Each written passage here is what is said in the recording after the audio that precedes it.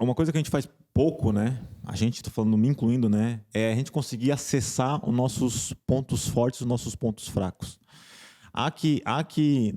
Em começos de coisas, a gente precisa conhecer assim, o que eu sou bom e o que eu não sei.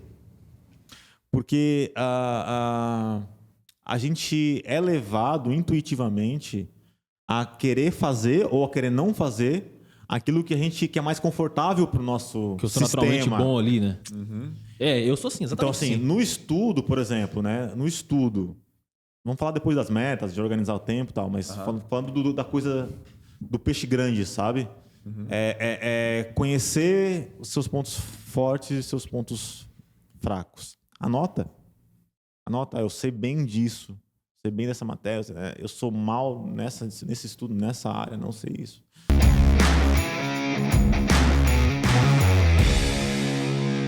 E aí, sejam muito bem-vindos a mais um 01Cast, podcast oficial do Concurseiro 01. Como sempre, quem vos fala, Guilherme Lima e William Rabelo, né? E aí? E aí, vai me zoando. E aí? Mais uma vez aqui com o Dr. Thiago, né? Que no último podcast, se você não assistiu, eu não vou nem apresentá-lo, tá? Se você não assistiu, assiste o podcast anterior que a gente teve com ele aqui. Volta lá, porque a gente já vai começar esse podcast, esse episódio. Cobrando dívidas. Cobrando dívida. Brincadeira. Quase colocamos o nome dele no SPC, porque saiu daqui devendo uma resposta. Eu já não lembro mais a pergunta, mas ele estava devendo a resposta e eu quero cobrar. Então a gente pode começar diretamente com isso daí. Lembra a pergunta, Will?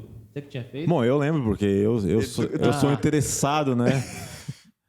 Devo, não nego. Devo, não nego e vou pagar minha dívida aqui. Então, obrigado por me receberem mais uma vez. Prazer estar aqui. Para quem não conhece ainda, né, professor Dr. Thiago, fala pra gente aí. Isso, eu sou o professor Thiago Matias, sou doutor e especialista em comportamento humano, especialista em motivação humana, pesquisador, fui atleta de alto rendimento e reúno essas coisas todas aí para falar um pouco sobre como é que a gente pode melhorar o nosso comportamento para produzir mais, para estudar, como é o caso de vocês aqui, né? Por exemplo, para gerar mais energia, mais motivação. E como que a ciência pode ajudar a gente a olhar para isso, né? Porque às vezes a gente tem intuições, acha que é uma coisa, mas na verdade pode ser outra. E a pergunta que, William, que você fez, né, foi sobre isso. Que uma pesquisa contra-intuitiva, né? Que o resultado... eu fiz a minha tarefa de casa, né? Só para ficar mais claro, quem não entendeu, é que eu perguntei na época que o professor Thiago é um pesquisador, um cientista, comportamento, um monstro. O homem. Então, eu perguntei se existia alguma evidência científica, algum artigo, alguma pesquisa na área do comportamento humano, da motivação, na qual foi observado um resultado contra-intuitivo.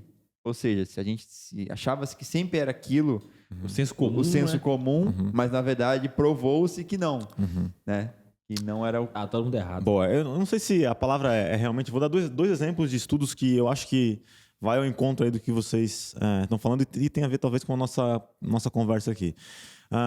Tem um experimento famoso na psicologia que inclusive virou filme, que é o experimento da prisão de Stanford. Então, muito bom o filme. O pesquisador queria simular, vale muito a pena. Ele queria simular o que acontecia com o comportamento das pessoas num experimento em que alguns alunos seriam os guardas e outros seriam os prisioneiros. Então, eles simulam lá uma prisão, né? Criam uma caracterização ambiental e coisas muito malucas acontecem. Assim, muito rapidamente, os guardas passam a internalizar o papel de guarda e adotar atitudes violentas com os prisioneiros. E o mais curioso é que os prisioneiros também passam a adotar uma postura mais submissa, né? Adotam. Então, essa pesquisa mostra que as condições sociais, ambientais, moldam o comportamento das pessoas. Mas essa pesquisa foi interrompida bem rapidamente porque ela tem vários problemas éticos, inclusive, né? Ela é muito citada, ela é muito... Assim, a literatura analisa bastante ela, mas ela foi interrompida porque eticamente ela tem vários problemas. Mais tarde, a BBC, nos anos 2000, 2000, reproduziu essa mesma pesquisa agora, tomando todos os cuidados éticos, e aí documentou, reportou, e mediu outras coisas que não só o comportamento. Mediu, por exemplo, bem-estar, estresse e saúde mental de guardas e prisioneiros. Eu acho que essa é a parte mais contraintuitiva da pesquisa. Então, eles também mostram, né, que o comportamento dos guardas vão se moldando, né, dos prisioneiros também. Tem um momento que os prisioneiros se rebelam, tipo, fazem uma rebelião, e aí coisas importantes acontecem. A rebelião gera uma união no grupo. Então, os prisioneiros passam a gerar um senso de identidade, de grupo, nós somos uma coisa só. E no final da pesquisa, quando eles vão medir bem-estar, saúde mental, eles observam que os prisioneiros têm níveis de estresse mais baixos e melhor bem-estar mental do que os próprios guardas. E os guardas não conseguem criar essa relação de grupo, o poder meio que sobe na cabeça ali e tal. Na psicologia, tem um termo que a gente chama de autorrealização coletiva.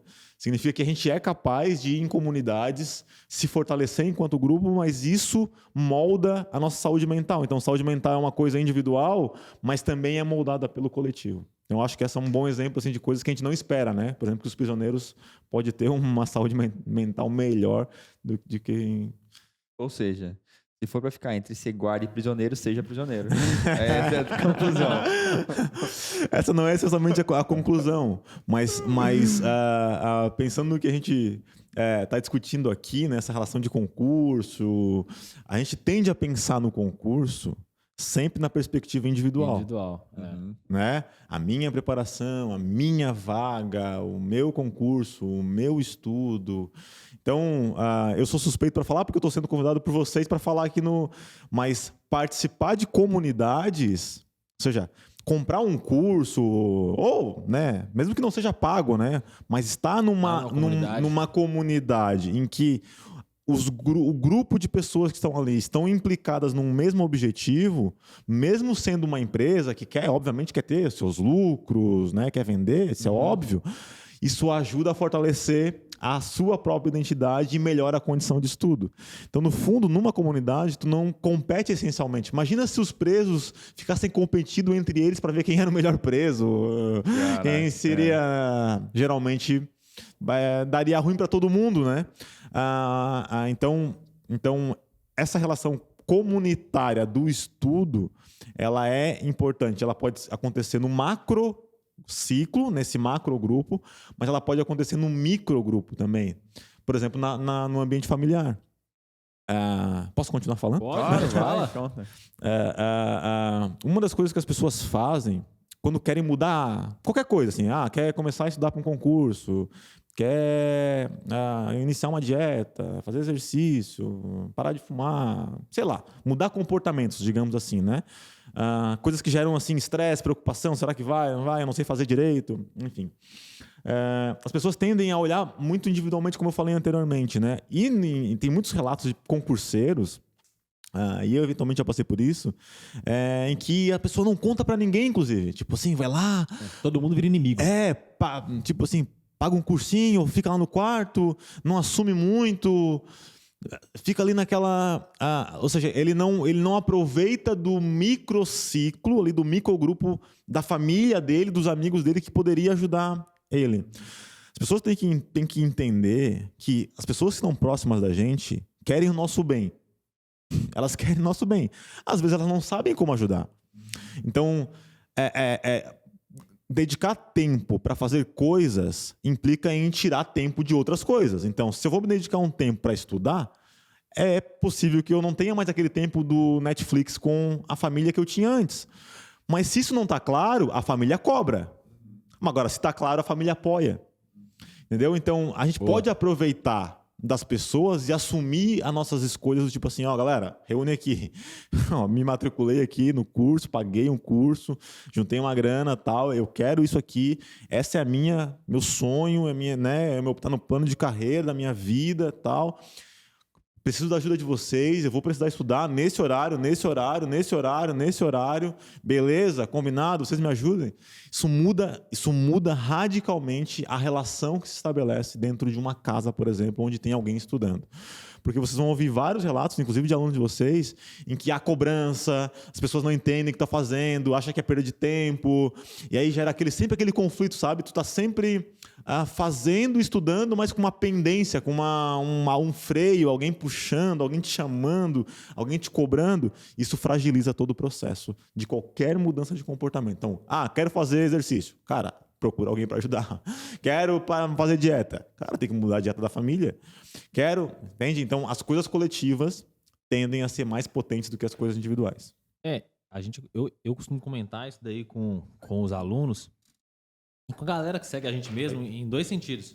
Primeiro, citando aquela história da mulher de César. Já deve ter visto algumas vezes, porque eu já falei algumas vezes. Mas comento mais um, não tem nenhum problema. Mas repete pra nós, acho que eu não lembro direito. Basicamente, a história da mulher de César era que César, né, o imperador, ele tinha uma mulher que chamava Pompeia. Ele teve outras mulheres, mas em determinado momento ele tinha essa mulher chamada Pompeia. E aí, ele deu uma festa pra ela, assim, e era uma festa só de mulheres. Nenhum homem poderia entrar na festa. Vai chegar um ponto que faz sentido a conversa, tá? Por enquanto não faz sentido nenhum, vai chegar. Certo, Explica mais. E aí, tinha um cara que ele queria... Ele era meio que a oposição de César, assim. Ele não gostava de César e tal. Eu esqueci o nome dele, mas ele não é muito relevante. O ponto é que ele se vestiu de mulher pra entrar lá na festa de César e cantar a mulher de César. Cantava um pé. Brutus era o nome dele. Era? Então não lembro. Mas achando um mais esquisito que isso. Aí ele entrou e tal...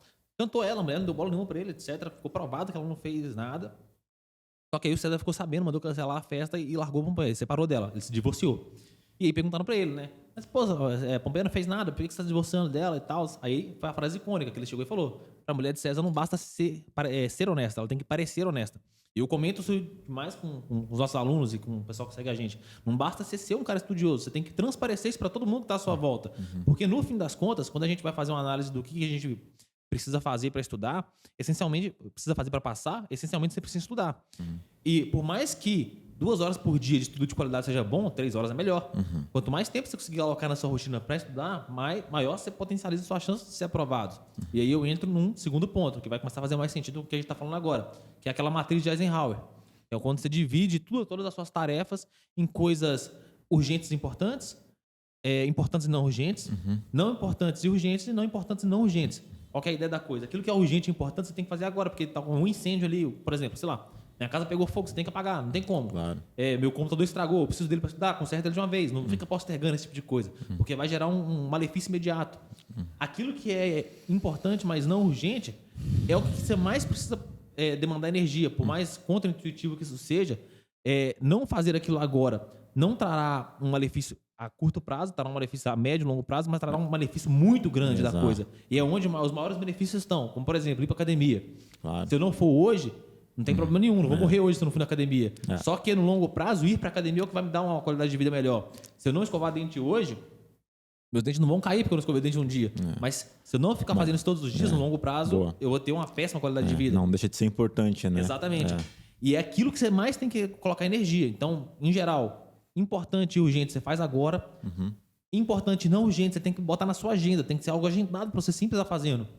Aquilo que é urgente e não importante é onde entra a oportunidade de você ter clareza com as pessoas próximas contigo. Exato. Porque é tudo aquilo que você pode delegar. É urgente, mas não é importante. Outra pessoa pode fazer para ti. Só que, é como você falou, se minha família, se eu tenho um momento de Netflix com a minha família e eu não participo e a minha família não sabe, eles vão começar a me cobrar. Se eles sabem, eles vão me apoiar. Exato. No momento de eu delegar uma tarefa, como por exemplo, sei lá, se eu tenho a tarefa de todo dia lavar a louça. Exato. Mas são 20 minutos que eu gasto, meia hora que eu gasto lavando a louça. A minha esposa, o meu esposo poderia fazer para mim. Exato. Só que se eu peço para ela fazer ou para ele fazer sem falar nada, ela começa a me achar folgado. Pô, trabalhei o dia inteiro igual você, cara. Exato. Lavar a louça é sua tarefa, eu tenho que fazer outras coisas. Só que se você conta pra pessoa antes, você divide esse sonho, divide mostrando que no dia que você passar, no dia que você for aprovado, você não vai ganhar sozinho, todo mundo ganha junto. Boa. No dia que, na hora que você divide esse tipo de coisa com as pessoas próximas, elas começam a te ajudar. Então, mais do que, na minha visão, mais do que você ganhar o apoio emocional do grupo, você ganha apoio em tempo mesmo. Você ganha coisas tangíveis da coisa. Isso. Em ajudar a estudar, inclusive, assim, estratégia do Exato. tipo assim, não vamos fazer a sexta-feira do quiz. Cara, vai reunir a galera lá, vão comprar uma pizza e nós vamos fazer lá Boa. uma rodada de quiz com a família. A galera vai ajudar, vai pegar um card lá. Eu tenho que. Revisão. Eu tenho que. Sabe? Eu tenho que. Flashcard, né? E aí pegar lá. E a pessoa, né, o concurseiro vai ter que responder. E aí ele vai ganhar ponto. Aham. Dá pra fazer uma série de coisas sofisticadas pra melhorar essa. Porque, cara, é uma jornada pesada, assim, né? É duro, é cansativo. Então a gente vai ter que criar associações mais positivas, né?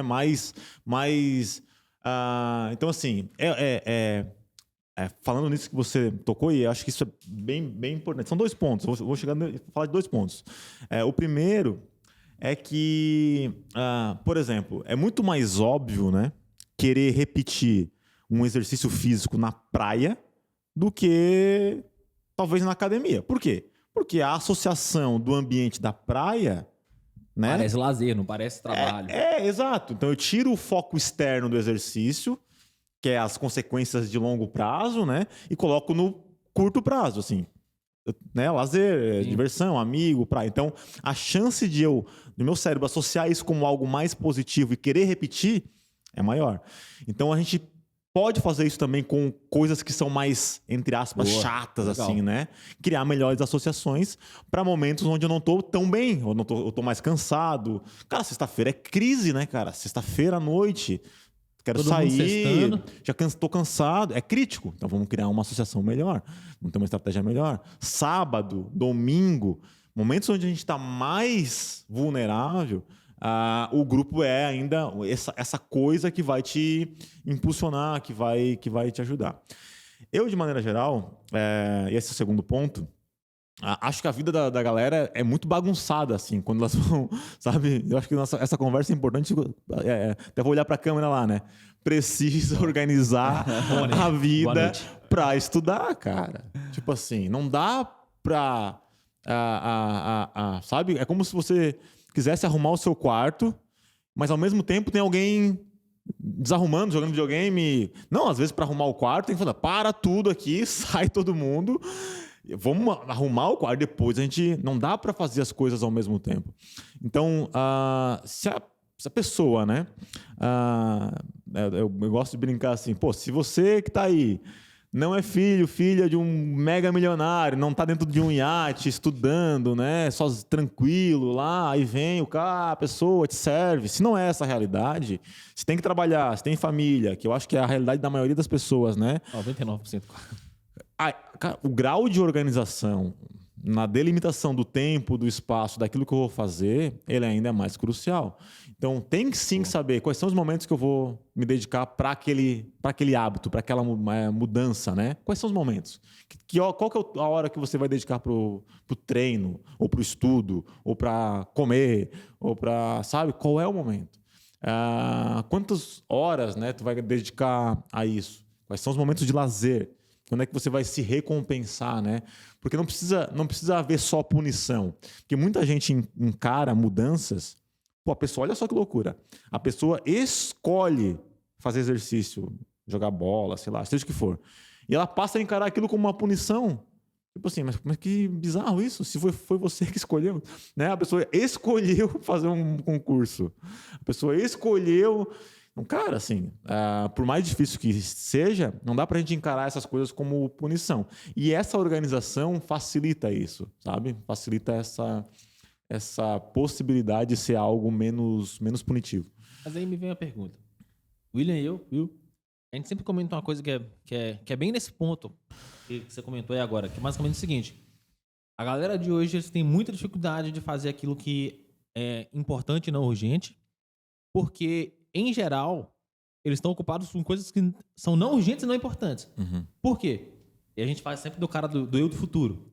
Quando eu sento a bunda na cadeira para estudar, ou quando eu vou fazer um exercício físico, eu não faço isso para mim agora. Eu faço isso para uma recompensa muito no futuro. Uhum. Ninguém vai na academia, puxa ferro 2 horas, chega em casa e vê o braço 2 centímetros maior, 5 centímetros maior. Você não vê isso acontecer. Você vai ver isso no longo prazo. Quando você senta a bunda na cadeira, você não senta a bunda na cadeira hoje e vai ter a recompensa. Você não vai ser aprovado hoje. Você está estudando agora todos os dias para ser aprovado no futuro. Isso. Então, o foda que eu acho que é o grande problema da sociedade hoje em dia, da sociedade não, generalizei demais, mas da maioria das pessoas, assim, é que quando a gente vai fazer alguma coisa desse tipo, o benefício é no futuro. E o meu eu do futuro, o cara que vai ser beneficiado com isso, ele não vem agora me cobrar. Ele não vem, o Guilherme do futuro não chega no Guilherme do presente e fala, cara, estuda aí, porque daqui 10 anos eu preciso ter uma grana maior na conta ali, eu preciso ter uma vida confortável melhor e tal. Ele não vem. Ele não vem me cobrar. Eu preciso me cobrar sobre o meu eu do futuro. Eu preciso ter essa responsabilidade. Entende o que eu quero dizer? Sim, sim. Em contrapartida, o meu eu do presente, que é o cara que quer o lazer, que quer a recompensa, ele tá aqui agora. Quando eu sento a bunda na cadeira pra ver Netflix, o prazer é momentâneo, é instantâneo. Eu tô gastando, eu tô despendendo tempo agora pra ganhar agora, saca? Então, e isso não me dá o resultado. Isso não me dá o resultado que eu quero. Isso me dá uma recompensa, mas não me dá o resultado que eu quero. Saca o que eu quero dizer? Boa. Como que eu faço? E aí, a minha diretriz geralmente é, cara, você tem que ter a maturidade de fazer as coisas que vão te dar o retorno do futuro, ainda que o seu do futuro não venha te cobrar. Só que você tocou num ponto legal. O cara vai lá fazer academia e ele vai como se fosse um crime, como se ele estivesse pagando uma penitência. Como transformar essas coisas que vão dar a recompensa no futuro em algo que dê prazer agora, entende? Boa. Pergunta longa, né? Pergunta complexa. Vai ficar o próximo podcast. Vamos sair daqui sem dívidas hoje. Hoje não. Eu vou usar um jargão da linguagem da internet, do coach, né? Vamos falar assim, como criar um mindset vencedor, né? Boa. Era isso que eu queria. Como criar um mindset... Essa ficou boa também aí pro... Vai virar um corte. Vai virar um corte, né? Do corte Isso. é como criar um mindset vencedor. Como criar um mindset vencedor. Procura que essas percepções, assim, né? Tipo... disciplina, confiança. Elas não são coisas que a gente acorda no dia e, tipo assim, agora eu sou confiante, sabe? Agora eu sou disciplinado. Não é algo discreto, né? Vai do zero. Não é uma virtude perceptiva. Ela é uma virtude experimentada, né? Então eu gosto de falar assim, ó. Pô, você quer ser foda, você quer ser, né? Quer ser confiante. Cara, você tem que passar a fazer as coisas do dia a dia bem feito. Não dá para te escolher estudar e o resto da sua vida virar uma coisa de mal feita, do tipo assim, agora eu estou estudando, então eu vou lavar a louça mal feita, eu vou relacionar com a minha família mal, eu não vou mais passear com o meu cachorro, eu vou trabalhar mal... O que acontece? Ao começar a fazer várias coisas mal feitas, eu não só estou treinando a fazer coisas mal feitas, mas eu começo a me autoavaliar pior. Porque eu tenho resposta do que eu faço. Eu consigo me auto-perceber. Também. Então é assim, ó. Vai mudar, né? Vai mudar né? Vai estudar, vai mudar um comportamento, quer se envolver. Cara, é a louça que tem que lavar, é a tua atribuição. Lava a melhor louça que você puder. Sabe? Lava a melhor louça. E recebe o feedback na hora já, porque a gente consegue perceber. Então eu não preciso esperar 6 meses para receber um feedback da louça bem lavada. Não preciso. Quer trabalhar bem? Cara, tem que trabalhar, não tem? Você pode se demitir, por exemplo, eu não posso me demitir, tem que trabalhar. Cara, faz o melhor que tu pode no teu trabalho. É nessa hora que você tem que fazer o melhor, não o contrário. Mas dá trabalho. É isso. Porque daí eu consigo ter outras contrapartidas que não essa recompensa de longo prazo do estudo. Eu não posso negligenciar a minha vida, eu não posso abandonar a minha vida. Porque se eu abandono a minha vida, é lógico que eu vou desistir de uma coisa que me dá recompensa a longo prazo. Então eu tenho que ir nas pequenas coisas do dia a dia, sei lá, 5 minutos de passeio com o cachorrinho. Aproveita, cara, porque essa é a tua recompensa, sabe? Aproveita. Meia hora de caminhada com um brother, com uma amiga, Cara, vai, né? Organiza a tua vida para isso, porque daí eu consigo ter outras fontes de recompensas, né? Colocar recompensa entre aspas, mais imediatas, que vão gerar um sistema de compensação aí de possíveis recompensas. Porque, cara, tem coisas que são realmente enfadonhas, dão trabalho, a gente tem que gerar esforço, tem que repetir. Então, assim, quer ser competente? Passe a fazer as coisas bem feitas no seu dia a dia. Não, a minha pergunta, eu queria perguntar da questão da disciplina, né? Falou muito que queria ferramentas, queria mecanismos, queria coisas para ser disciplinado, né? Porque não nasce disciplinado, você se vai se tornando disciplinado. Boa. Um exemplo prático que você pode fazer Uhum. para se tornar mais disciplinado, para você ter... Porque no concurso público, a gente fala sempre que não passa quem é mais inteligente, não passa quem necessariamente estuda mais, Uhum. porque não adianta nada você estudar 40 horas por semana, sendo 2 dias estudando 20 e os outros 5 dias estudando nada. É. Passa aquele que estuda 2 horas ou 3 horas por dia durante 7 dias. Tem uma consistência, uma disciplina longa até a prova, né? Uhum. Por Tipo dose- escovar dente ali. Tipo escovar dente. Como é que é? Não dá pra escovar dente o dia inteiro, 2 dias, e ficar 5 dias da semana sem escovar dente de dia nenhum. Então. É. Exato. Então não Tem que ser um pouco todo dia. Exatamente. Só que isso requer disciplina, né? Uhum. Porque é muito mais fácil você sentar a bunda no sábado, das 9 da manhã até as 10 da noite, do que ficar todo dia, chegar do trabalho, ou chegar numa rotina cansada e ficar 2 horas ali, e num sábado 2 horas também. Como ser disciplinado? Boa. Como ter esse dose de estudo, essa dose de rotina também, né? Que também pode ser outra coisa também. Uhum. Uma coisa que a gente faz pouco, né? A gente, tô falando, me incluindo, né? É a gente conseguir acessar os nossos pontos fortes, os nossos pontos fracos. Há que em começos de coisas, a gente precisa conhecer assim, o que eu sou bom e o que eu não sei. Porque a gente é levado intuitivamente a querer fazer ou a querer não fazer aquilo que é mais confortável para o nosso Que eu sou sistema. naturalmente bom ali, né? Eu sou sim, Então, exatamente assim, assim. no estudo, por exemplo, né? No estudo, vamos falar depois das metas, de organizar o tempo e tal, mas falando da coisa do peixe grande, sabe?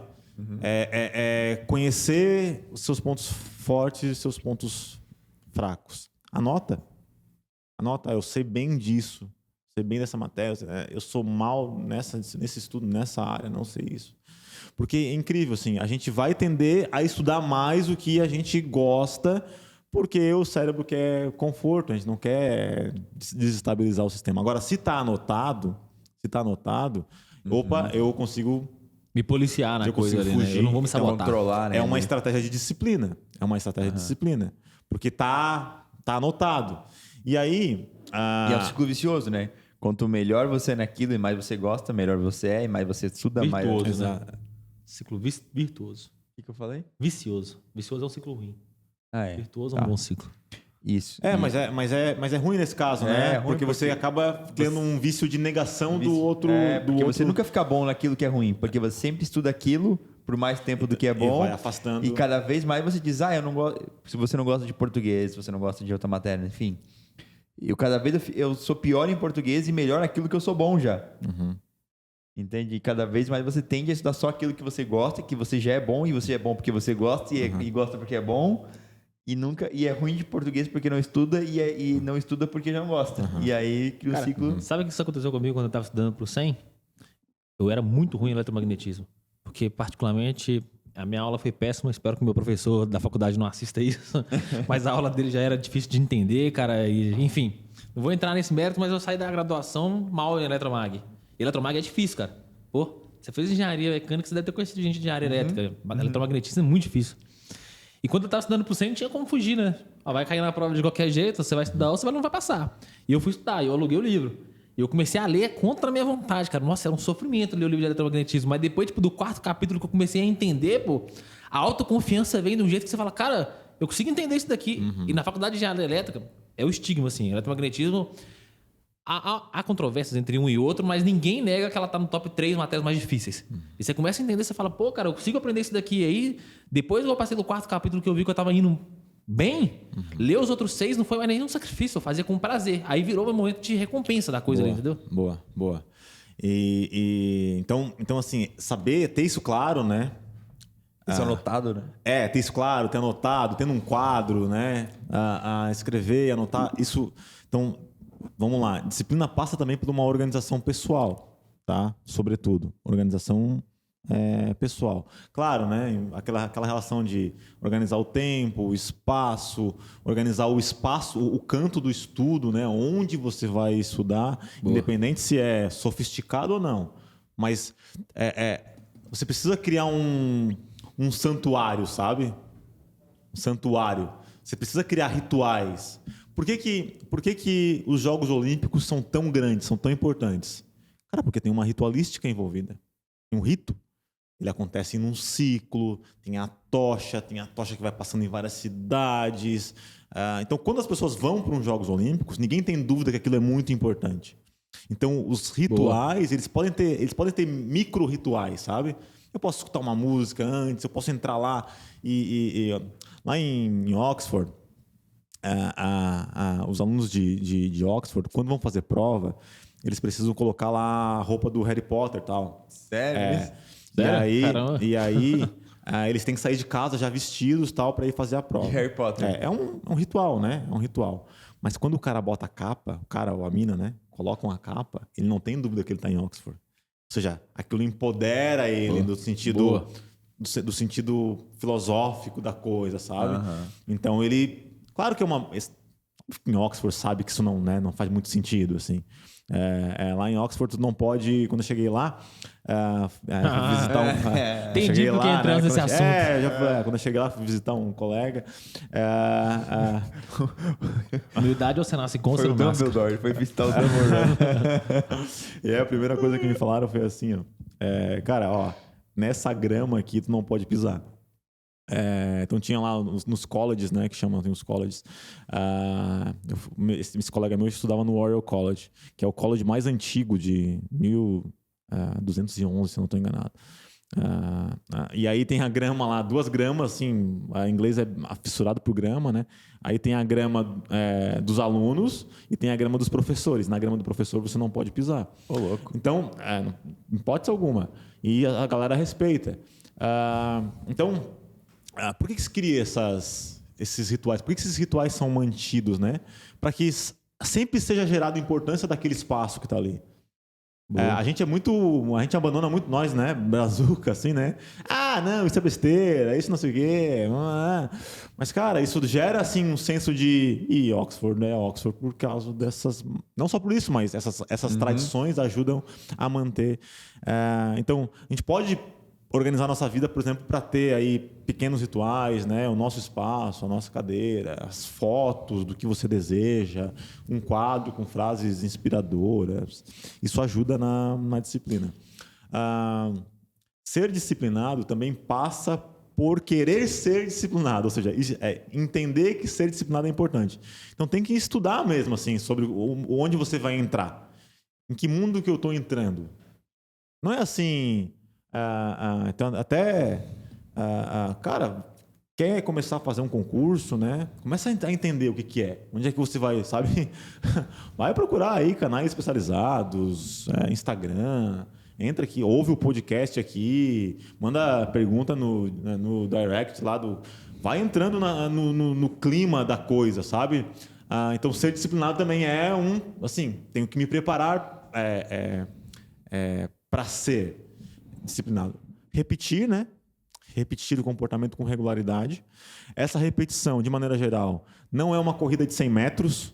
Tipo assim, não dá para acelerar tudo, como você comentou. É muito mais parecido com uma maratona, que envolve paciência, persistência e ritmo, né?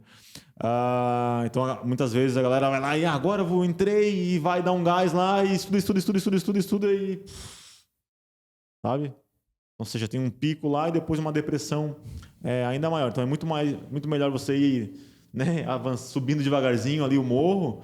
Então, cara, vai num ritmo que seja razoável, né? E que não exija um esforço em que gere uma apreensão emocional muito grande. Porque se tiver muito sofrimento, a chance de eu não querer repetir é grande. Essa é a questão, né? Se tiver muito sofrimento, se for muito duro, então começa devagar e encara esse caminho aí realmente como um médio prazo. Legal. Posso fazer um merchan? O Thiago comentou aí que é importante você conhecer seus pontos fortes e fracos para que, com consciência, você atribua mais tempo aos seus pontos fracos, né? E assim evolua. Senão você vai naturalmente se esforçar nos pontos fortes. Para quem é nosso aluno, baixa o 01 App. E lá você vai poder fazer questões. Nas estatísticas das questões, o aplicativo vai automaticamente gerar para você os seus pontos fortes e fracos. Então você não vai precisar nem anotar, já vai dar lá. Boa. Exatamente. Boa. Gera um gráfico. Né? Gera um gráfico automático. Enquanto você resolve a questão, ele vai fazendo para ti. Ferramentas. Isso, inclusive, tem evidência científica para isso. Por exemplo, Instagram, mesmo os ruins, sabe? Mesmo de maneira geral, gera suporte emocional. Então, assim, ouvir é bom mesmo, sabe?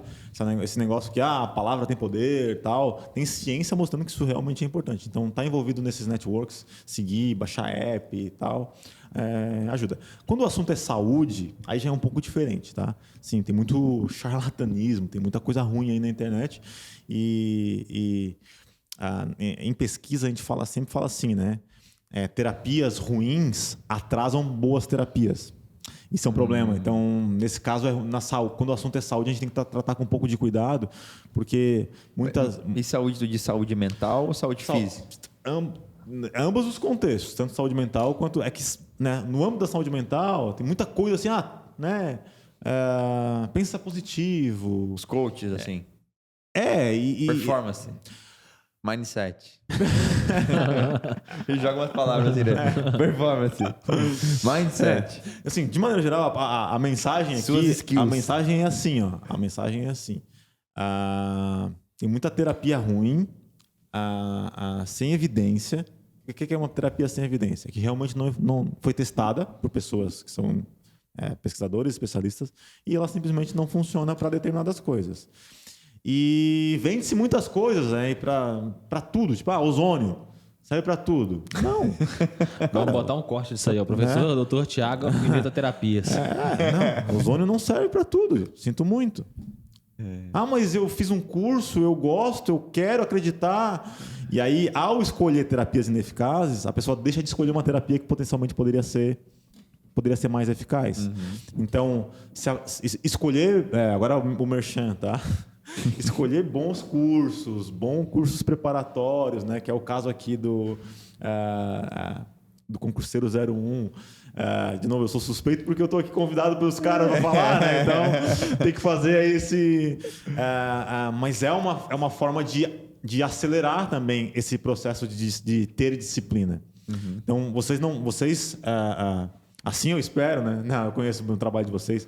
Vocês não vendem só um produto em que tecnicamente eu vou adquirir conhecimento. Não.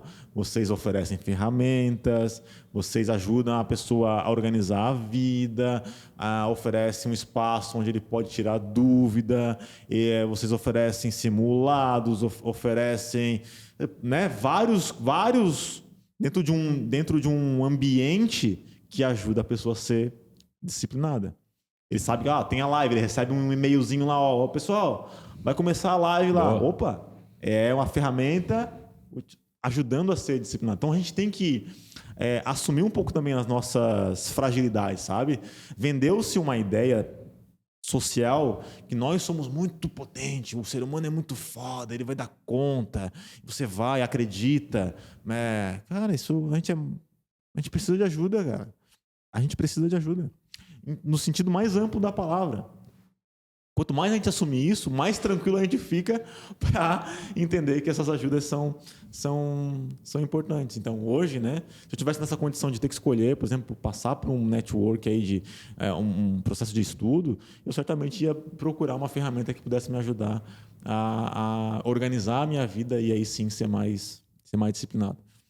Vou fazer uma pergunta ainda, considerando que a gente tem aqui poucas oportunidades de conversar com um especialista do comportamento humano aí. Que foi para Oxford. Já jogou na nossa cara que foi para Oxford. Não tem problema. Um dia viajarei para Inglaterra também. Um dia usarei a capa do Harry Potter. Vou pisar naquela grama lá e meter o pé. Foda-se. O que eu tenho notado é que, de fato, assim, a sociedade, hoje em dia, a gente tem mais essa ideia mesmo de que, preciso de ninguém pra nada, é eu comigo mesmo, vocês vão ver que eu vou chegar lá. É mais ou menos nessa vibe. Outra coisa que eu tenho notado muito, além disso, é que, além da gente pensar que a gente não precisa de ninguém pra nada, que, eu vou dar conta, eu sou Superman ali, não preciso de ajuda. Além disso, eu vejo que a sociedade também tem ficado mais ansiosa, na minha opinião, vendo que outras pessoas, às vezes, sem ajuda, chegaram muito longe. E, como assim? Um cara chegou tão longe ali, tão novo, e eu, que sou tão bom quanto, ainda não cheguei tão longe. Talvez muito isso ocasionado por conta do crescimento das redes sociais, né? Boa. Que torna tudo muito mais próximo, mas não te... É engraçado, que parece meio que uma lente de zoom embaçada, saca? Você consegue ver as coisas muito mais próximas de ti, mas não necessariamente o que você vê é o que acontece. Exato. Você vê uma face da coisa ali. Boa. O que você... Não sei se você já chegou a ver algum estudo, enfim, mas o que você vê aí em relação a como que a sociedade está caminhando nesse sentido? Isso daí tem, de fato, impulsionado a sociedade para frente ou tem somente nos deixado cada vez mais ansiosos e improdutivos? Boa. Pô, essa pergunta tem muita evidência sobre esse assunto. Primeiro é importante entender o que é intuição. Intuição é um conjunto de pistas que a gente recebe do ambiente e que faz a gente achar que quer alguma coisa.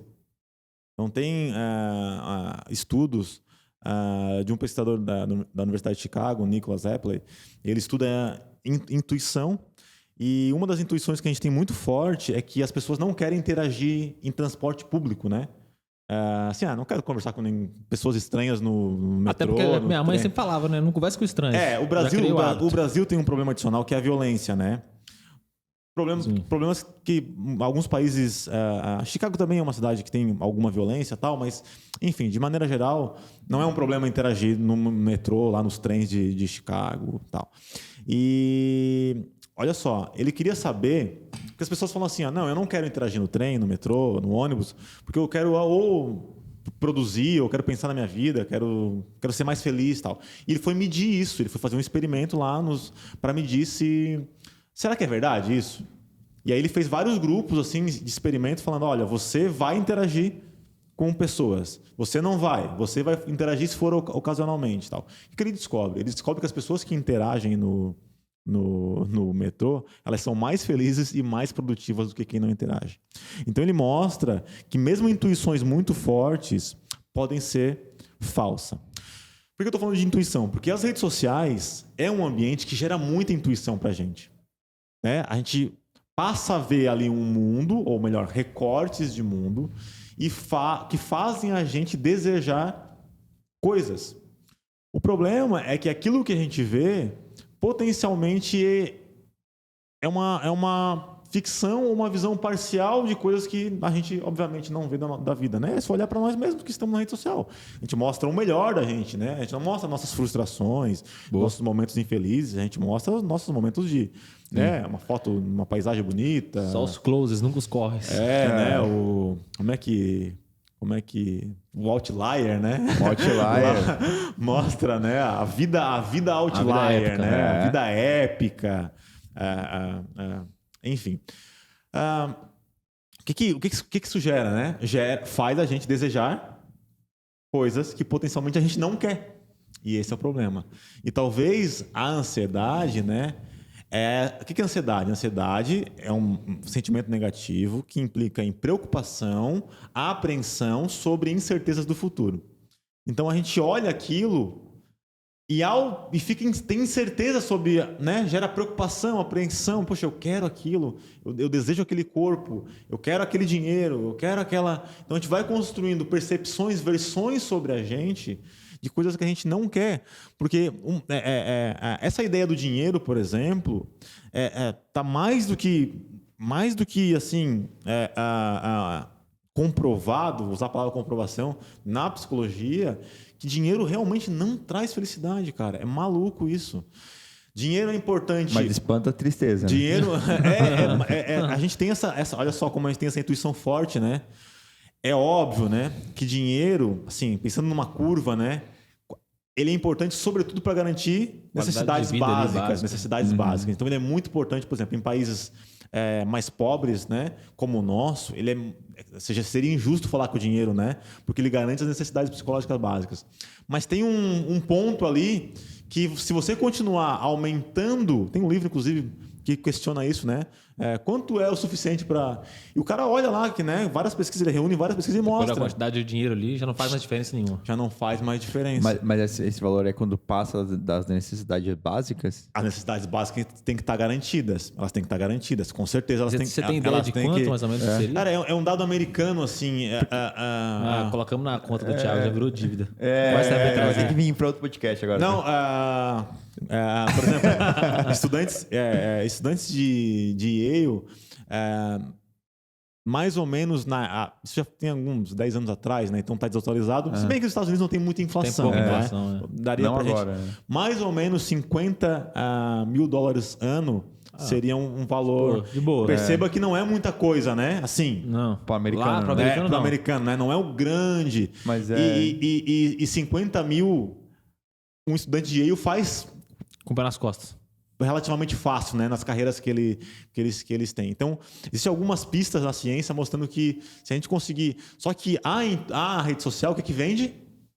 Mais. Mais. Mas aí que tá. Outlier, da Apple. No fim das contas, pelo menos no que tá de dinheiro, o que eu penso é a função principal do dinheiro é a função mais importante dele, tá? A função mais importante do dinheiro é não ter mais importância, entendeu? O foda é quando você não tem dinheiro, ele fica importante. Agora, no momento que você tem dinheiro e o dinheiro não é mais importante, na minha opinião, é aí que ficou tranquilo. E aí, falando no ponto de felicidade, eu acho que vai completamente ao encontro do que a gente tá falando aqui. Enquanto você tem, pouco dinheiro, você tem que ficar vivendo, matando um leão por dia ali. Claro. Vendendo almoço pra comer a janta, Claro. Eu, particularmente, não tô dizendo que a pessoa vive infeliz. Mas eu não acho que ela tá na velocidade de cruzeiro da felicidade dela. Eu acho que ela pode ser mais feliz se ela tirar essa preocupação. Ao contrário, inclusive esse discurso de que as pessoas mais pobres têm menos depressão, não sei o quê, sabe? Esse discurso de que isso é falso, tá, galera? Pessoas em piores condições socioeconômicas têm mais prejuízo para a saúde mental, tem mais depressão, mais estresse. Então, essa ideia que se vende que, não é verdade. Não é verdade. Eu até Concordo muito falta contigo. de diagnóstico, né? Porque a pessoa, às vezes, com Exato. Não, e tem... É porque menos valor... são dois discursos. Te cortei, né? Que falta de educação minha. Pode concluir. Não, eu ia falar que com menos poder socioeconômico você tem menos acesso à rede de saúde, à rede de tratamento, psiquiatria e tal, e você não vai ter um diagnóstico. Então você, às vezes, não sabe se tem depressão. Exato. Mas eu queria só comentar rapidinho aquele assunto lá da questão dos $50 mil lá. Eu vi um estudo uma vez, um gráfico, um amigo meu me contou, que a partir de um certo valor, né, que você... Eu acho que era $100 mil, tá? Não me lembro de cabeça, mas acho que é $100 mil. Você não agrega mais a qualidade de vida, expectativas, esperanças, felicidade. Nada muda na sua vida. Se você ganha, tipo, não lembro se esse valor é 100 mil, mas acho que era próximo a isso. $100 mil por ano. Se você ganha 100 ou ganha 1 bilhão, você não agrega mais nada. Por quê? Porque a partir desse valor, um cara que ganha $100 mil, ele consegue comprar praticamente as mesmas coisas, viver a mesma vida que um bilionário. Viajar para o exterior, fazer viagens, comprar carros que tenham as necessidades, né, todas atendidas. Então, você não consegue mais... A vida de um bilionário para um cara que ganha mais de $100 mil, ele... Não é muito diferente. Não é muito diferente. Ele consegue comprar tudo, os dois conseguem comprar todos. Pensando até na questão de empresas mesmo, quando alguém abre uma empresa, ele pensa em atender a demanda de um determinado público. Só que o cara que ganha $100 mil já é um público de classe média alta, talvez, nos Estados Unidos. Acima disso, é um público muito mais restrito, até economicamente falando, para as indústrias, para as empresas. Não tem muito incentivo para montar uma empresa que só vai atender bilionários, por exemplo. O público é muito restrito. Tanto que, as únicas coisas que a gente vê que só atendem bilionários são aqueles prédios extremamente chiques lá em Dubai, assim. Mas aí eles tentam em um lugar pequeno atender a população mundial quase toda. Tipo, é igual como um tênis, né? Você compra um tênis da Nike, merchan aqui da Nike, né? Porra, já é que vai ter que pagar a gente. Compra um tênis de uma empresa qualquer. De uma empresa com símbolo, né? Esse daí é uma empresa americana e você compra um tênis da Dolce & Gabbana, o tênis é igual, a qualidade até é a mesma. É muito similar ali. Muito similar. Talvez feita na mesma fábrica. Feita na mesma fábrica, só que um custa R$200 e outro custa R$4 mil. É que a gente essa sociedade mais ocidental, que atribui essa relação mais de felicidade ao capital, né? Vendeu-nos uma ideia de que realmente existia uma associação entre posses, né? Ter, né? E felicidade, assim, né? Ter coisas, tal. O que a gente tem descoberto é que essas coisas realmente têm efeito muito, muito curto na possibilidade de nos tornar feliz. Por quê? Porque é um elemento externo, né? Então, assim, o celular novo, tal, euforia, etc. Mas, cara, depois o celular já não é mais novo, sabe? Vira uma coisa... Então, é meio fácil de entender. E os momentos que realmente fazem a gente realmente feliz, né? São momentos assim, mais simples mesmo, né? Quando a gente está com os amigos, num churrasco, sei lá, com a família, passando com o cachorro, estando na praia, jogando... Coisas, a gente quer coisas muito mais simples, na verdade. E aí a grana pode dar condições para que essas coisas simples Ocorram, né? Elas ocorram. Só tem que tomar. A gente tem que tomar 2 cuidados, porque eu vejo que, de fato, na sociedade moderna tem, principalmente ocidental, acredito, tem muito desse discurso que a gente precisa de capital para atrelar o capital à felicidade. Só que a gente ouve muito no Brasil também a famosa frase: dinheiro não traz felicidade. Muita gente fala isso. E por algum motivo, não sei porquê, mas as pessoas acabam assimilando que o fato de dinheiro não traz felicidade significa dinheiro traz infelicidade. E aí tem a galera que quer o dinheiro para ser feliz e tem a galera que não quer para continuar feliz. E não é isso. Não quer dizer que você ser pobre também não é sinônimo de ser feliz. Você pode viver uma vida moderada ali, tipo, querer alçar voos cada vez maiores, mas não necessariamente atrelando nisso a felicidade, só que você não precisa impedir os seus voos de acontecerem com medo de ser infeliz. Sim. Então, resumindo, a Marinha traz felicidade? Agora eu pergunto pra você, né? Exato. Né? Considerando esses valores aí, né?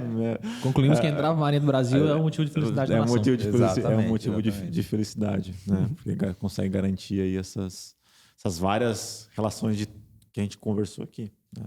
Tá, agora assim, a gente concluiu que entrar para a Marinha traz felicidade. Conclusão, tá concluído. Vamos fazer a pergunta agora Dá um aqui. corte bom. Dá um corte muito bom isso aí. Vamos fazer a pergunta de $1 milhão. Como entrar para a Marinha? Como estudar para entrar para a Marinha? Quais são os 5 hábitos que o aprovado tem que ter? Cinco. É simples. A pergunta é simples. Os que passam, o que comem. O que comem. O que fazem, onde vivem. Né? Quem são essas pessoas? Essa é uma pergunta boa, né? O que um aprovado? Um outlier dos concursos militares.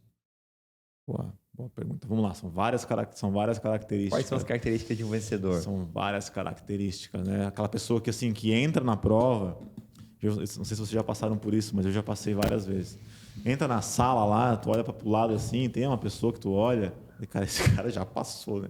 Tipo assim, a vaga já é dele, você parece que o cara brilha, a mina brilha, sabe? Um negócio assim. A aura ali. Tá ali, vai brilhar, um negócio assim. Porque realmente a linguagem corporal, né? A linguagem corporal também é capaz de transmitir essa relação de confiança, né? Assim, a postura, né? Como é que a pessoa tá no dia, o grau de, por exemplo, de ativação, né? Então a gente vai ver nos concursos pessoas muito agitadas ou muito quietas, muito apáticas, né? Vai ver esse perfil e tu vai ver aquele cara assim, equilibrado, sabe? Bem, né? Não tá apressado, não tá todo suado, sabe? É uma terça-feira comum para ele, né? Nada mudou. Não tá... né? A gente vê pessoas atravessadas, já chega atrasado, suado, e não sei... Cara, assim... enfim, são várias coisas que características no dia ali que refletem essa potencial confiança. Então, vamos lá. A pessoa que passa, geralmente, ela já está numa jornada de médio prazo, tá? Então, isso é importante. Então, entender que os projetos de vida de concursos, geralmente, elas envolvem médio prazo. São pessoas que estudam bastante. Parece óbvio, né? Mas é importante falar. Elas se dedicam bastante. O óbvio precisa ser prometidas, dito. né? Não, o óbvio precisa ser dito, né? Já comentou sobre isso. Leiam o edital. Leiam o edital. Leiam o Mas edital. sabem os detalhes do edital. Mas por que isso é importante? Porque ler o detalhe do edital implica no compromisso que ele vai ter com o resto. Boa. Entendeu? É verdade. É um exemplo, na verdade. Então, se você minimamente não consegue nem ler o edital porque tem preguiça, cara, como é que você vai estudar a matéria de eletroímã lá? Eletromagnetismo. Eletromagnetismo. Cara, assim, ó, básico, né, turma? Ó, olhar na câmera, básico, cara. Vai ler, tem coisas que a gente, que eles não vão fazer por vocês. Tem Tipo a coisas prova. Não vou. não vai, exato, né? A empresa aqui, ela ajuda, ela esclarece, ela faz live para esclarecer. Beleza. E se eles falarem uma besteira lá? A responsabilidade, sabe de quem é? De vocês. Não é minha empresa. Sabe? Então... Vai ligar pra Marinha. Não, mas eles falaram que dava. Mas o cara lá do concurseiro lá tal falou para mim que não, que eu podia ir com a caneta da turma Rosa. da Mônica. Não, né? Então, assim, essas coisas básicas, né? Do método do bundinha na cadeira, enfim, são coisas importantes. Então, geralmente as pessoas que passam conseguem organizar, ter uma vida mais equilibrada com relação às outras rotinas da vida.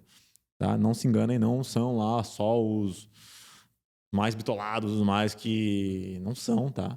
Não são. Característica mas geral o meu ali, né? primo passou, se trancou no quarto lá. Enfim, isso não é essencialmente a regra. Tentam garantir a manutenção da saúde física e mental. Isso é importante. Então, treinar, comer bem, tentar comer bem, né?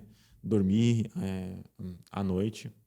Óbvio, né, que muitas dessas pessoas conseguem criar uma condição mais privilegiada para ter mais tempo. Uhum. E aí cada um vai organizar a sua vida. Não podemos ser ingênuos, né? Claro, tem gente que consegue mesmo organizar. Vai lá, guarda uma grana, tal, trabalha. Agora eu vou ficar 6 meses sem trabalhar e vou me dedicar para um concurso. Eu mesmo fiz isso. E, cara, chega numa hora lá, fiz várias provas. Sei lá, 16 provas. 18 provas na minha vida. Entre processos... A minha carreira tem muitos processos seletivos, né? Que é uma etapa, assim, onde você não consegue uma vaga permanente. Você aplica para ser professor de uma disciplina específica numa instituição de ensino, que pode ser pública ou privada, e você faz um processo seletivo. Que é uma prova também, né? É bastante concorrida e tal. Então, antes de você ter uma posição permanente, você passa várias vezes por processo seletivo e tal. Eu fiz várias dessas provas e depois falei, agora é a hora dos meus concursos. Já tinha um doutorado e tal, eu vou fazer os concursos. O que eu fiz? 6 meses, parei. Não, agora é a minha hora. Criei uma condição. Boa. Eu criei uma condição, eu planejei isso na minha vida. Eu já sabia lá no início, há 12 anos atrás, que era que eu chegaria nesse momento. Então tem que ter também esse plano de vida um pouco mais de longo prazo, assim, sabe? Que eu quero lá na frente e tal. Cara, deu 6 meses lá, falei, agora não quero mais trabalho, tal, guardei uma graninha aqui, conversei com a minha esposa, tal, é a hora, me ajuda, beleza. 6 meses. Vou estudar todos os dias, fechado? Fechado, vou estudar todos os dias. Eu estudei todos os dias nos 6 meses antes do concurso. Todos os dias. Todos os dias. Quando eu entrei na prova, eu não tinha dúvida que eu ia passar. Não tinha nenhuma dúvida que eu ia passar. Cara, porque assim, ó... E eu só tinha uma vaga, né? Perguntar quantas vagas precisa para um concurso, né? Eu sempre falo, cara, só precisa de uma vaga. A sua bundinha só cabe numa vaga. Numa cadeira, né? Não cabe em 2. Boa. Então, eu não quero saber se tem 2. E as vagas que a gente concorre é sempre de uma vaga, não tem 2, nunca tem 2. Então, sempre soube que meus concursos, né, sempre seria de uma única vaga. Então, eu assumi esse compromisso. Eu falei, olha, eu vou estudar todos os dias. E eu estudei todos os dias em 6 meses antes do concurso. Qual que é o detalhe? O detalhe é que, ao assumir isso, eu garanti também os meus espaços de lazer, né? De tempo com a família. Não deixei de conviver, não deixei de encontrar os meus colegas, meus amigos, de tomar eventualmente uma cerveja, tal. Agora, cara, nós tínhamos lá um churrasco toda quarta-feira. Não vai dar mais para ir toda quarta-feira. Mas uma vez por mês eu estava lá. Sabe? Então, passar também vai implicar em abrir mão de algumas coisas. Uhum. Cara, não dá. A gente tem que escolher uma renúncia. Claro, né? A gente não pode também ser, não, eu quero tem que abrir mão de alguma coisa eventualmente, sabe? Para conseguir aí os objetivos, tal. Então, sábado e domingo, né? Momentos críticos, assim, momentos críticos, sábado e domingo. Cara, acordava um pouco mais cedo ali, matava o que eu tinha que fazer nas primeiras horas da manhã. E aí eu não me preocupava em estudar 12 horas no sábado e domingo. Não. É ingenuidade achar que você vai passar 6 meses estudando todos os dias e ainda assim sacrificar todo o sábado e domingo. Não. Ao contrário, eu não sacrifiquei meu sábado e domingo, mas eu mantive o meu compromisso de estudar todo dia. Às vezes eu estudava 15 minutos só. Só 15. 15 minutinhos. Eu não fazia uma revisãozinha, tal, lia um artigo, né? Lia só um artigo lá. Meu dia já brilhava, cara. Falei, puxa, agora eu tô liberado. Ia pra praia, ia jogar tênis, ia... Domingo. Agora, cara, sexta-feira, se eu sabia que eu tinha que estudar sábado, dá pra tomar um porre, né? Chegar na balada às 5 da manhã, tomar um porre e tal, e amanhã que se dane, amanhã é outro dia. Não, eu tinha um compromisso comigo. Então, envolve essas organizações. Então, vocês estão percebendo que são vários pequenos detalhes, né? De coisas que eventualmente a gente tem que ir ajustando. Dá para aprender, dá para fazer tudo ao mesmo tempo? Talvez não. Mas tem como ir organizando esses pequenos detalhes para que você tenha uma vida mais organizada, estude. Claro que existem, por exemplo, técnicas de memorização, por exemplo, né? E aí a neurociência ajuda. Eu fiz isso, eu usei do que eu estudava para melhorar o meu estudo, né? Uhum. Então, a memorização. O que o nosso cérebro gosta? Usando da neurociência. É um corte bom também. Vou começar de novo. Eu falei no corte no meio do negócio, né? Eu tô aprendendo já como é que funciona esse esquema de podcast, viu? Tá? Mais um vai pedir música no Fantástico. Vamos fazer tá? assim, ó. Próximo agora assim, ó. Quando for dar um corte bom, levanta o braço direito, assim, né? A gente já sabe. Pode dar uma cortada naquele momento. Ajuda a edição, ajuda a edição. Uma piscadinha, né? Uma piscadinha. Memorizar.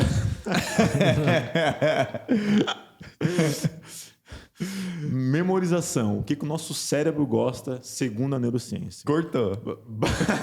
Vai. Basicamente, o nosso cérebro gosta de 4 coisas. Tá? 4 coisas.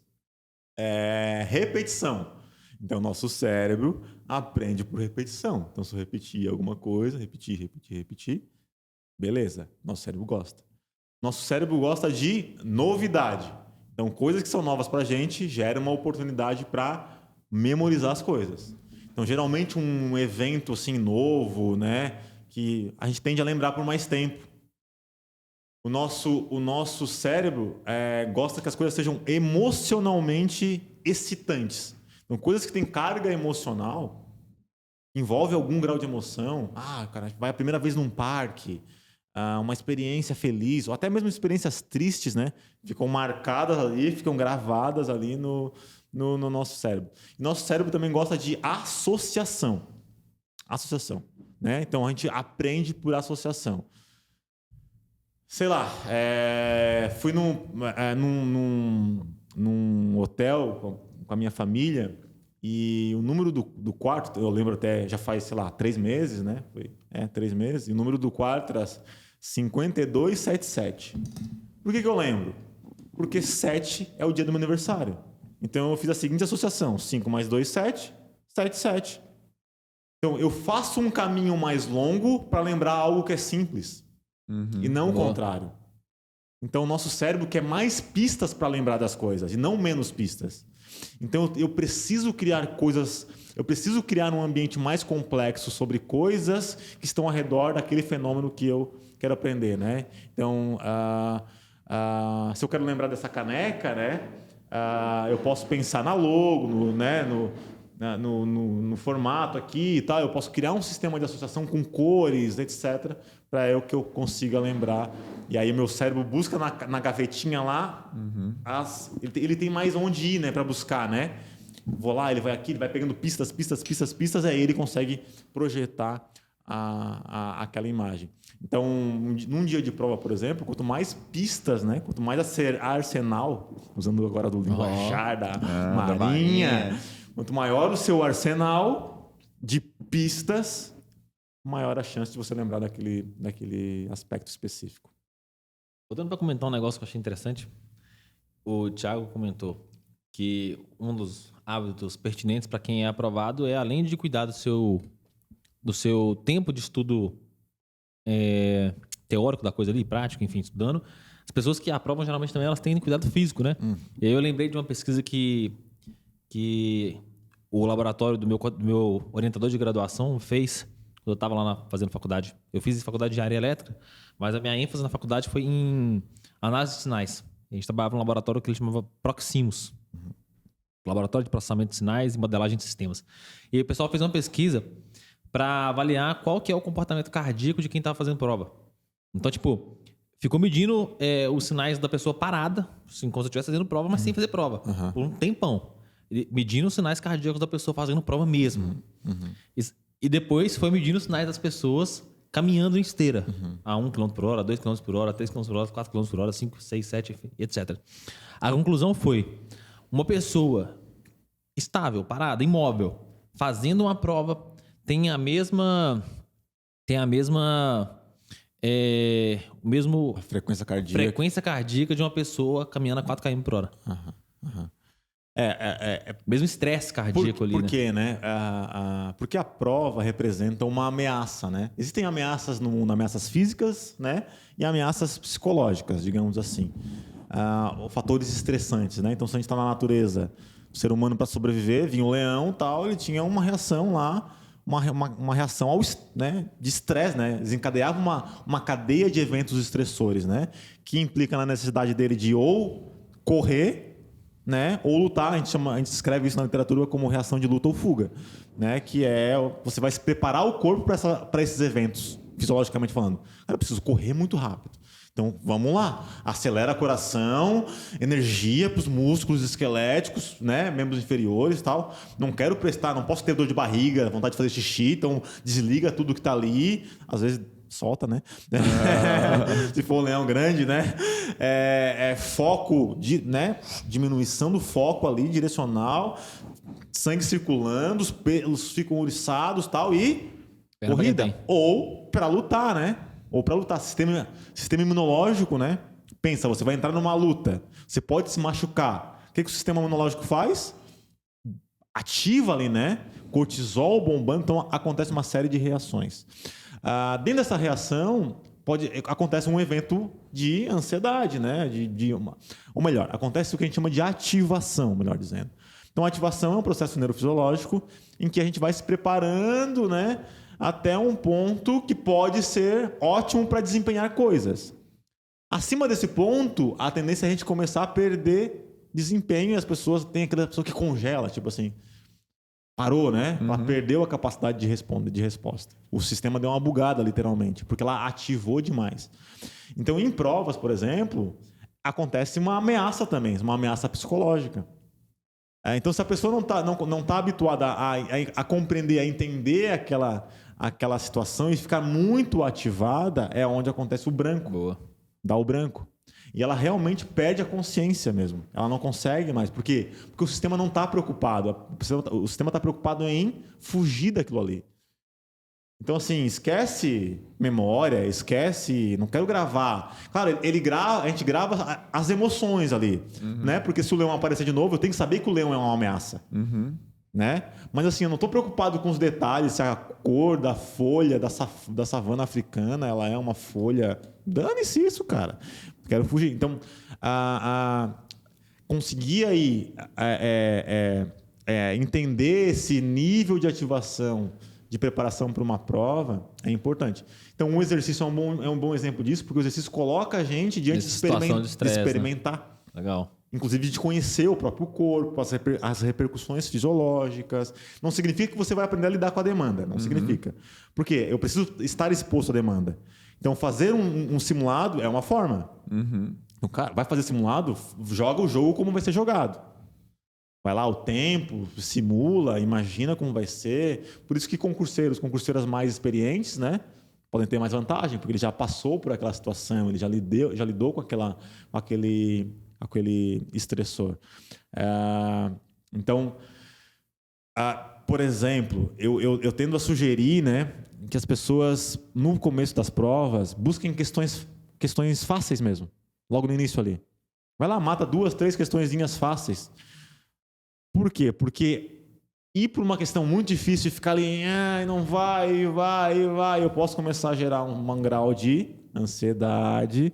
A ansiedade pode aumentar a ativação pode passar um pouquinho do ponto, passou do ponto, eu perco consciência e eu desencadeio uma cascata negativa de estresse. Curioso que, relembrando aqui as minhas provas de concurso, eu faço exatamente isso. E o pior, eu me enganava ainda. Eu sempre ia ali nas questões primeiras, né? Pra justamente ver, pô, isso aqui é difícil, isso aqui é fácil, isso aqui é difícil, isso aqui é fácil. Mas eu nunca falava isso aqui, eu não sei. Eu sempre falava, ali, é difícil, mas não sei, eu nem tentei ainda. Pode ser que eu saiba, pode ser que não.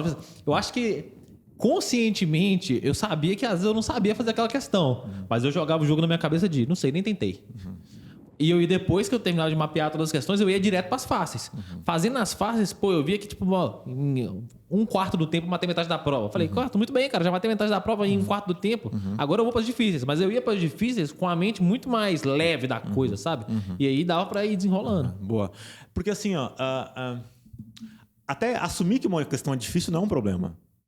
Então, um curso preparatório, em tese, né? Agora, tô dando uma dica para vocês, tá? Você tem que ensinar as pessoas a identificar o que é difícil e o que é fácil. Entendeu? Para que ele consiga reagir melhor. Ele não pode, lá na hora, descobrir que aquilo é difícil. Ele tem que estar preparado para aquilo, para aquela situação. Então, inteligência emocional não é evitar emoções ou negligenciar as nossas emoções. Não, é saber lidar com elas. Então, tem uma passagem, né? De Aristóteles que é assim, né? Que está reportado no livro Inteligência Emocional do Daniel Goleman, que é famoso, né? Um best-seller que fala assim, mais ou menos assim, tá? Ficar com raiva é fácil. O difícil é ficar com raiva na hora certa, com a pessoa certa, né? Numa situação que faça sentido. O problema não é a raiva. O problema é tu conseguir administrar a situação onde aquela raiva vai ser expressada. E na prova é a mesma coisa, cara. Sensação de medo, angústia, apreensão, dúvida, fácil, difícil, tudo isso vai coexistir. A gente tem que saber identificar cada uma das situações e lidar bem com aquilo ali. O problema é a pessoa, ai meu Deus, agora é difícil, não me prepararam para isso. Enfim, sabe? Então... Quer fazer uma pergunta? Eu quero, mas... Pode falar? Concluir, mas eu vou mudar um pouquinho o assunto. Mas eu estava pensando, desculpa interromper, ainda. é que o negócio da inteligência emocional deu um corte aí que é top, né? Galera do corte. Quando o cara entra nesse regime de ativação, pô, ele já começou ali, a ideia é ele se preparar para não entrar e ficar, extremamente eufórico, para chegar no ponto de dar o branco. Mas se ele sentir que, ele não conseguiu se preparar tanto. Pensa que, vamos supor que é o seguinte, ó. Um cara tá vendo esse episódio hoje, ele tem uma prova amanhã, já não deu pra se preparar. Ele não fez o caminho que devia ter feito, o caminho ideal. Se ele chegar na prova e perceber que ele tá entrando nesse regime de ativação aí, vai ficar muito nervoso, etc., no mata ou fujo, luta ou fujo. O que ele pode fazer pra se controlar aí, voltar a um estado mais zen da coisa? Boa. Eu acho que ele deveria agora baixar um app de meditação. Ou usar um app. Meditação. Tô falando sério, tá? 5 minutinhos ali, você aprende uma técnica. Tem bastante evidência de que isso ajuda. Então, assim, claro, a pessoa não sabe meditar e tal. Diminui o ritmo. Se eu tô indo, se o carro está acelerando sem a minha vontade, cara, vamos tentar dar uma freada, respirar, vai no banheiro, toma uma água, preciso ir no banheiro, tal, respira, joga uma água no rosto, tenta dar uma abstraída ali, né, no que a pessoa está fazendo, volta para a prova, caça lá a questão mais fácil lá, e aí tenta voltar pro jogo. Boa. Né? Então... E outra coisa, que eu queria ter te perguntado do último episódio, eu acabei de lembrar aqui, enquanto você estava falando da prova. Eu sempre ouvi falar, posso ter caído no maior placebo aí da história, pode ter sido uma mentira, mas era o que eu ouvi falar, que comer alimentos mais doces ali ajudava a manter você mais ativo na hora de fazer prova. Então... Eu não sei se era verdade ou não, mas eu sempre levava um chocolate, um trem desse tipo assim, para ficar mais... Se desse errado, pelo menos eu tentei fazer o certo. Tem algum alimento assim que você recomenda o pessoal levar para fazer a prova que dá uma ajudada? Bom, assim, eu vou falar de uma coisa que eu não sou especialista, mas do que eu sei, né, é que a gente precisa comer bem antes, sabe? Bem antes da prova. Sobretudo coisas que eu tô acostumado a comer. Mas no sentido de comer bem antes de... bem anteriormente ou bem de ser bastante, assim? Não, comer bem, né? Comer assim, bem. fazer a rotina que você faz, né? Tá. Comer, sei lá... Não vá com fome, no caso. Não vá né? com fome. Porque, eu não tô com fome, eu tô muito nervoso, não sei o que, as pessoas tendem a evitar, né? A ansiedade tem esse... Inibe a fome. Pode, tá? Mas pode dar fome também. Na verdade, o estresse dá mais fome, a ansiedade dá uma inibida, mas o estresse ele tende assim, porque o cortisol faz liberar glicogênio corrente, e aí isso faz a gente querer comer, dessa vontade de comer doce e tal. Tem uma relação fisiológica importante. Ciência básica, né? Ciência básica. A Sim, gente já ciência sabe ali, básica. no último episódio com o Thiago, ciência básica. O que eu posso dizer, né, numa área que não é a minha especialidade, é que não dá para ficar com fome, por exemplo, porque os mecanismos neurofisiológicos, né, dependem de açúcar, né, digamos assim, no grosso modo falando. Então não estava completamente errado. a gente tem que comer sim. Acho que tem que comer sim, talvez trazer alguém aqui, né, que Já falar. teve um A nutricionista sobre- ela falou muito de açúcares, não açúcares, né, que a gente mas sentido de fruta e muita castanha, nozes. Ela comentou sobre isso. Então, uma cuidado com o pico glicêmico, né? Porque esses açúcares refinados podem gerar um pico, ela comentou, ela falou um pico glicêmico muito alto e muito rápido, né? Concluímos então, se você não assistiu o episódio com o nutricionista, recomendo voltar lá. Recomenda aí. A Tenente Tatiane, Corpo de Bombeiros do Rio de Janeiro. Boa. A minha pergunta no último episódio a gente comentou que fazer exercício físico é bom para os estudos, dá mais foco e tal. Boa. E é meio, né, todo mundo fala isso, pratica atividade física, é bom até para os estudos, para dormir melhor e tal.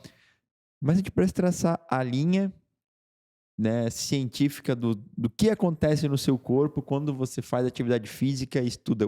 Quais são as ativações, os hormônios ali que interferem, que propiciam você a ter um melhor rendimento nos estudos. Igual a gente comentou do branco, da ansiedade. Qual é essa linha científica, essa linha biológica por trás dos exercícios, do tipo, fiz a atividade da manhã, isso levantou meu... Né, como é que é o hormônio lá? Endorfina? E daí o que vai fazer? Quantas ativações que vão ligando até você, é por isso que fazer exercício propicia um melhor rendimento nos estudos. Tá.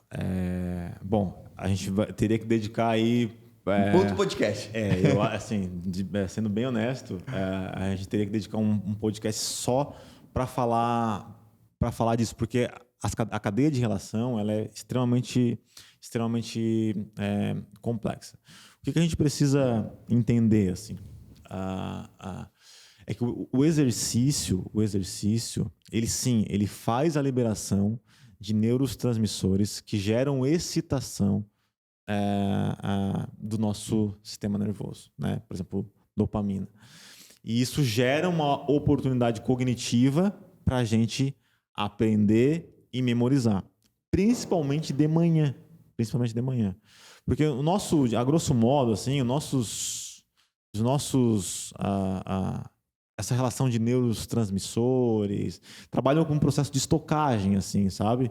Então a gente vai usando-os ao longo do dia, descansa e restaura à noite, né? E aí na manhã é como se nós estivéssemos assim no ápice, né? Para usar todo esse nosso potencial. Então o exercício faz essa liberação, né?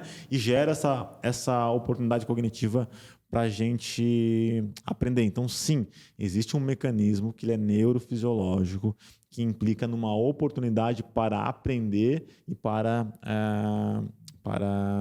memorizar.